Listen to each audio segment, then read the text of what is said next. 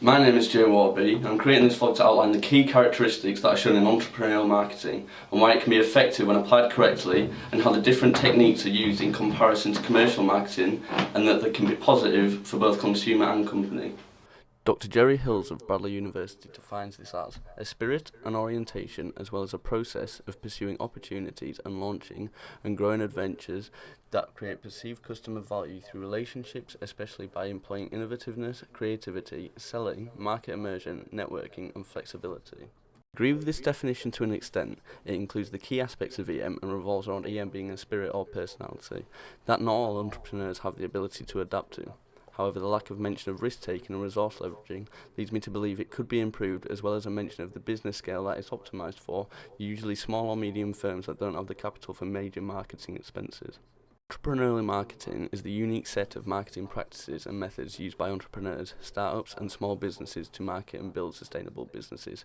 Rogers Consulting said this. This definition differs as it prioritises business size over the actual properties involved in EM, which is what I believe the first one lacked, but many of the key essences are obsolete. Therefore, I believe they're both valid. However, a better definition would be a combination of the two in order to get an accurate overview of the true meaning of EM.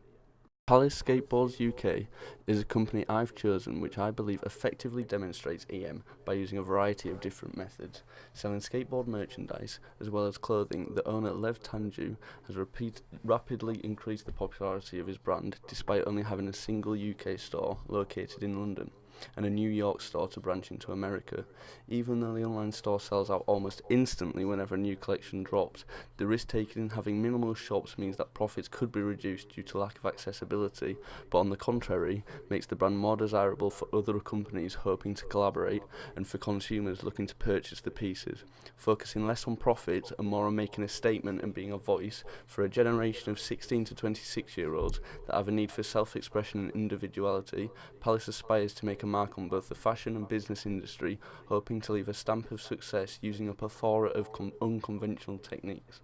Part of entrepreneurial marketing includes the use of owned media, mainly through social medias. Due to their cheap nature, it's ideal for anybody beginning a business with low initial startup capital. By using Instagram, Palace has the opportunity to showcase new collections in a creative manner, varying its displays from the somewhat passive skateboarding videos to the more outrageous and abstract pictures displayed on screen.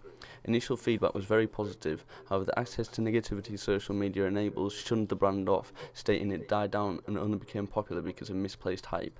This was overcome through the creative tri-ferg design that's become so recognisable by the streetwear industry, provoking celebrities such as Rihanna and Jonah Hill to be spotted in them, despite no celebrity endorsements. When looking into Palace, collaborations have played an important part in the business growth. These are made more viable for EM as they are often exciting and largely differ from previous projects, such as the collaboration with Adidas, an enormous sporting brand that was previously headlined for functionality, was then turned into a fashion icon. Demonstrating a more risky approach, Palace then brought out a controversial ecstasy line which depicted drugs and somewhat glorified them. This could have had a very negative impact with many mainstream audiences. However, it complemented their skating route and was popular amongst the crowd, meaning the increased publicity only increased demand, enforcing the customer intensity that they've strived so hard for. Cause-related marketing was implemented in autumn 2017, defined as a type of corporate social responsibility in which a company's promotional campaign has the dual purpose of increasing profit whilst bettering society. They released 2 skateboards that all profits made would go to the charity South Bank. This could obviously have harmed profits and demonstrates EM in a sense that it's not all about the sales, and it is instead about the brand image and the willingness to make a positive change.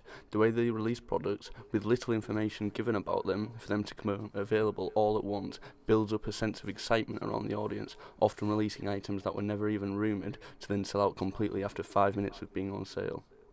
I recommend that Palace implement 2 new types of marketing.